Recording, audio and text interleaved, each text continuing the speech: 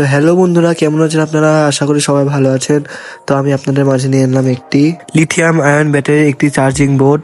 তো এটি দিয়ে লিথিয়াম আয়ন ব্যাটারি চার্জ করা যাবে। সাধারণত লিথিয়াম ব্যাটারি চার্জ করার জন্য একটি সার্কিটের প্রয়োজন হয়, সেই সার্কিট দিয়ে তৈরি এই লিথিয়াম ব্যাটারি চার্জিং বোর্ড। বন্ধুরা, এগুলা লিথিয়াম ব্যাটারি আপনাদের বাসায় যদি থাকে, তাহলে যদি চার্জ হচ্ছে না দেখেন, তাহলে যদি ফেলে দিবেন না। আপনারা এই ভিডিওতে দেখে এই ব্যাটারি চার্জিং বোর্ডটি বানাতে পারেন। তো আমার কাছেও কিছু ব্যাটারি আছে বন্ধুরা, দেখেন, আপনারা দেখতে পাচ্ছেন। তো এইগুলো ব্যাটারিগুলো সাধারণত নষ্ট হয় না।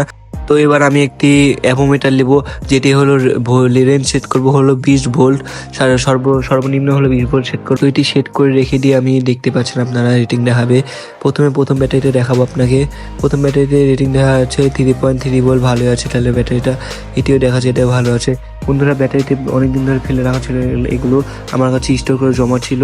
তো আমি এগুলা নিয়ে কিছু ভাবলাম কি একটি চার্জিং বোর্ড বানানো যায়, তাই হলো এই বোর্ডটি বানানো শুরু করলাম। তো বন্ধু, ভিডিওটি ভালো লাগলে ভিডিওতে একটি সাবস্ক্রাইব, লাইক, কমেন্ট, শেয়ার করেন। তো বেশি কথা না বলে ভিডিওটি শুরু করা যাক।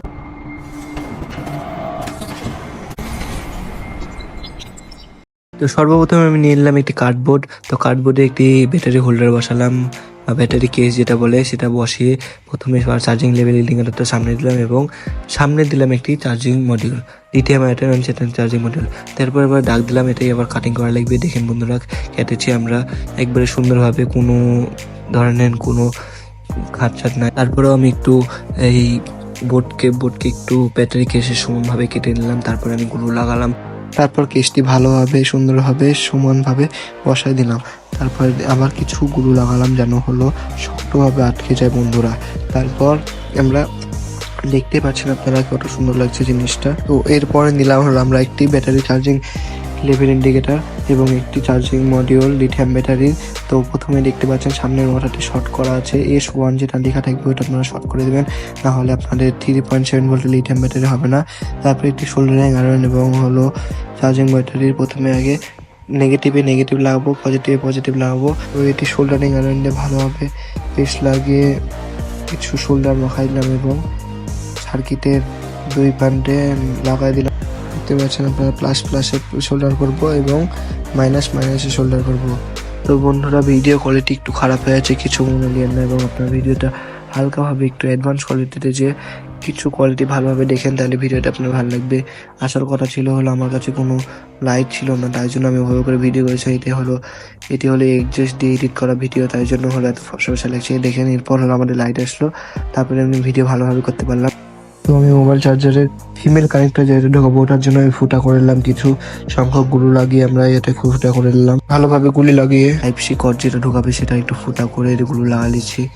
তারপর একটু সুপারগুলো আঠা দিয়ে সাইডে সুপারগুলো আঠা দিয়ে তারপর হলে একটি বোর্ড লাগাই। তো বোর্ড লাগানো হয়ে গেল, তারপর একটু সাইডে একটু সুপারগুলো আঠা মেরে দেবো যেন ভালোভাবে চিপকিয়ে যায়।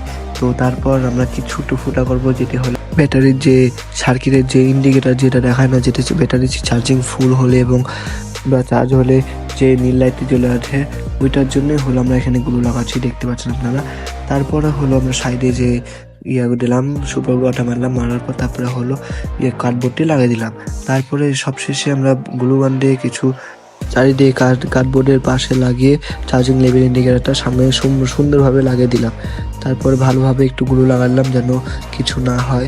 তারপরে সাইডে গ্লু লাগালাম, সুপার গ্লু আঠা লাগিয়ে তারপরে স্টিকার মারলাম, দেখতে পাচ্ছেন আপনারা। ফিনিশিং লাস্টে দিলাম, তো এটির ফাইনাল লুকটা দেখতে পাচ্ছেন আপনারা।